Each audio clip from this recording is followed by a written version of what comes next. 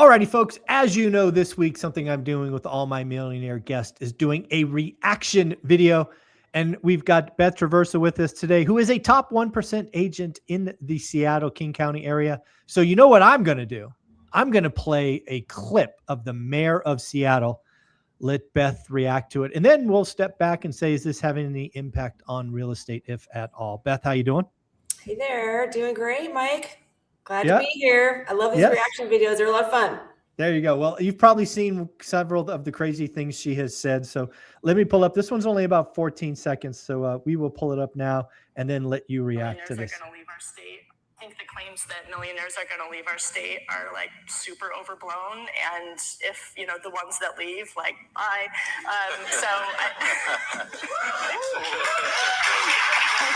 Cheering? Yeah. Cheering? Can you believe that? I mean, do people not understand how taxes work? I don't get it. No. And you can tell, like, this mayor is completely inexperienced. She has zero experience whatsoever in any kind of governmental capacity. She's never had a job, and her parents still give her an allowance. She's 40-something years old. Her parents give her an allowance. Yeah. What is that about? Yeah. Because anybody that has experience would realize, you know, that the people paying the taxes are the high earners, and the businesses that bring in the people that make the high salaries that pay the taxes. Like, that's what's paying the bills. And then the other thing, you don't have to be an economist to know that. You know, I think it's really basic knowledge. I'm sure like that's something that maybe can get her base excited, but you know, you can't operate. I mean, it's dangerous and scary. Yeah, it's well, there were several things, and the clip was 14 seconds. Yeah. But I mean, there's another thing that I thought was really crazy. It was that the last 3 seconds were clapping from the crowd. Clapping and cheering. So she probably didn't realize what a gaffe she made. And even there's a columnist in the Seattle Times named Danny Westneath that always kind of leans left of center, but even he was calling this out, where like this mayor's gaffes are out of control and she's got to rein this in before she does more damage. Essentially, it was kind of the gist of the piece he wrote. And so it's like, even if those folks are realizing, I don't know, I think the only people cheering that, just as usual, are the same people who have nothing and just want things to be given because the millionaires are bad and they're the reason why we can't afford to do the things we want to do. Yeah. Well, here's the problem is how the term for mayor, is it 4 years or 6 years? Oh gosh, I should know this, but I don't. Well, it's all right. I don't know it either. I think it's 4, but I don't think it's 6. Yeah. I'd say it's 4. So that's just long enough time for her to create real pain, because folks, I don't know what it's like in King County, but much of the country, the top 1% pay roughly 40 to 50% of all tax receipts. I know. So if you make the top 1% the enemy, like she clearly has, and then you start being so arrogant and go, bye, that money's got to be made up somewhere else. And guess what that means? That means your non-mobile middle class better buckle up, because you're going to get kicked in the teeth. Yeah. So this millionaire tax, which, you know, what she was, but the millionaire, they call it the millionaire tax because that's a good marketing label. Like, millionaire's bad. If you're making $1 million a year, then why not pay more? And if you don't like it, buy or whatever. But that's going to creep down. There's nobody out there thinks that that's going to stay there, you know, except for maybe the people that voted for it. But if the millionaires leave and if they're paying the majority of the taxes, and there's also this narrative that they're not paying their fair share. I don't know where that came from, but you know, it's just it's marketing basically is what it is. And there has been a trend for years of a lot of big companies moving out of Starbucks just left, right? Went to Nashville. Starbucks, it was started years ago, but it's been more and more companies opening up headquarters in other cities. They're still keeping their footprint in Seattle so far, it seems like, but also what we see is there's a big exodus from the city. It makes me glad I don't live in the city of Seattle, but there's on the east side of King County, which is still a very, very blue county, but you go, you know, Seattle is like dark blue, and then the east side more red, purplish, you know, but People going over to Bellevue, which is just a good, it's just a 15-minute hop across Lake Washington, and that's very business friendly. And so a lot more businesses have been putting down roots in Bellevue instead. So, and Bellevue is not saying anything like that. They're just happy to take the overflow, or if you look at the skyline, you can see it's starting to rival Seattle and Bellevue, and it's just more and more and more, and it's prospering. So it's interesting to see that. Well, so I think her name's Katie Wilson's been mayor, I think for, let's call it 3 months now, something like that, since November. Oh, wow, more than 3 months. I'm curious, has it started to impact the real estate market? Obviously, you're a top agent living the east side of King County, which is the more expensive, larger lots. Are you seeing more listings? Are you seeing less buyer traffic? Has it changed anything? Is she right? Is Katie right? They're not leaving. They're just squawking. I'm not seeing it in the real estate market yet. It's been very counterintuitive if you think about that, because it's been an interesting spring here in King County, because I'm seeing actually the opposite of what you would expect, where I'm seeing there's bidding wars in Seattle. Wow. And so maybe she's right. Not on the east side. But I don't think it's because of that. I think it's more about tech layoffs and things of that nature.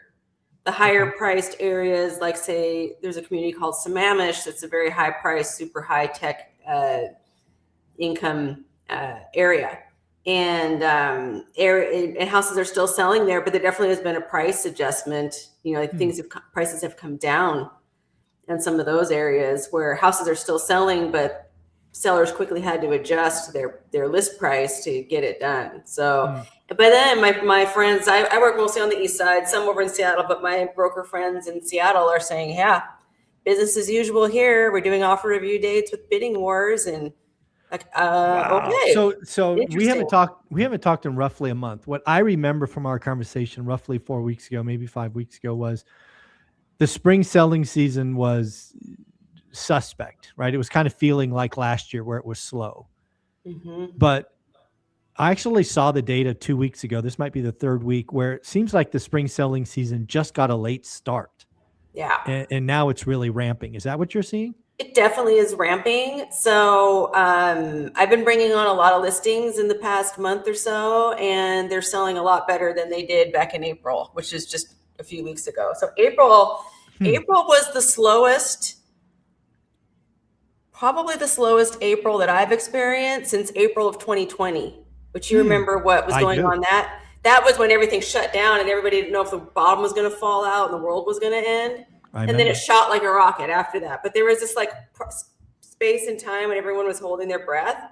Yep. And freaked out. I remember, and I had to figure out, like, how am I going to help clients through this situation? And there was a lot of unknowns. And then the prices froze, took a dip, and then blew up. I'm not expecting that this time. Don't get me wrong, but No, yeah, we're not making. We're just saying.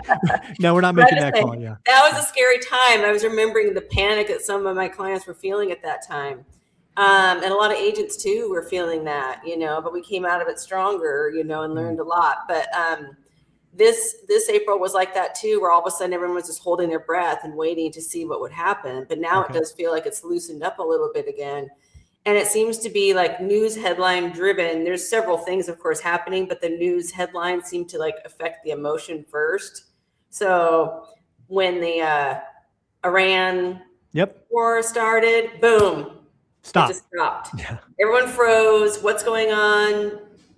Oil prices, Strait of Hormuz. I'd never heard of that before. Didn't know where it was. Yeah. Now I've heard of it. I said anyway. So we all heard of it now. I just filled my car yesterday. It was $6.19 a gallon. Damn, even in Washington. Wow. Some of the highest in the nation. Damn. Yeah. Another Washington thing. Yeah. And then, but then when the ceasefire was announced, all of a sudden it just kind of, okay, now we can like take a breath, carry on with our lives a little bit.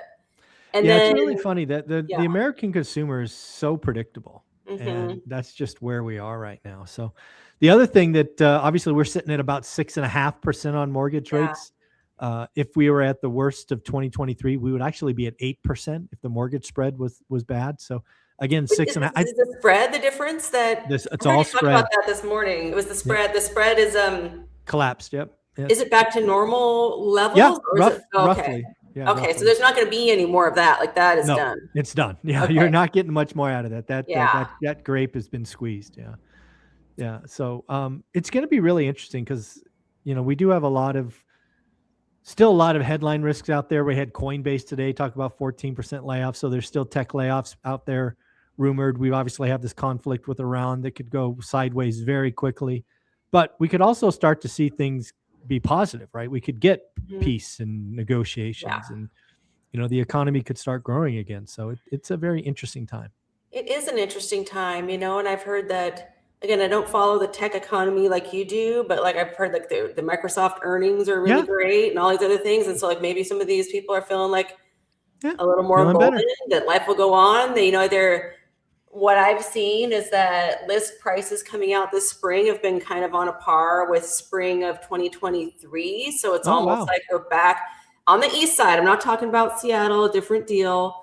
But where that's what I've been seeing in some of the areas that I work in, where it's like, okay, we have to make a mental recalibration on where our list prices should be, sale prices. So, and when the sellers that have done that made those, and it's not like there's been booming appreciation since 2023, right? No. But there was a little bit, now it's like, okay, let's walk back some, and those who are listing at those prices are selling pretty quick. Like I look at the pendings every day, and it looks like they're selling in 2 to 6 days, a lot of them. Wow. So, but if people are overshooting it a bit, or if it's something unique, it might take a couple of months or so to get under contract. So is the bottom falling out? No. Is everybody leaving Washington? No. But a lot of people are, a lot of retirees still, like people that I talk to that are moving out, the vast majority are retirees, but there are some remote work people that are going still to Idaho, Tennessee, where have you. Here's a question for you as we go back to Katie Wilson. Where do you think you will feel it first?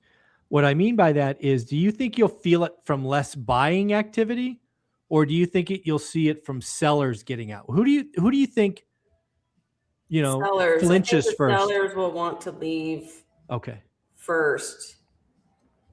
Okay. Yeah. And they'll either decide to go over to the Bellevue side of things or all the way out of state. And if their jobs relocate, well, then they're going to make a move and be gone.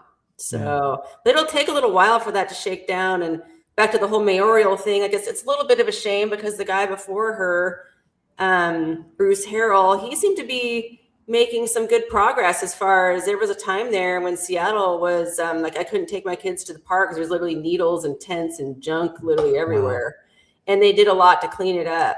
So hats off to that. Whatever had happened to make that happen was a benefit for the city. And I'm kind of scared that some of that might walk back too. Like we start seeing more of that, then time to go. That's going to be one more reason to not be there. So. Gotcha. Beth, where you are amazing. You're a top 1% agent. You're part of the school community. If somebody wanted to reach out, talk about King County, or get a referral to another top 1% agent, what should they do? Yeah, I can be reached at my website, bethtraversogroup.com, or if you're in the school group, you can message me on there, and I love chatting with people. Awesome. Beth, you're amazing. Time community. Yeah, you're amazing. Take care. Thank you. You too.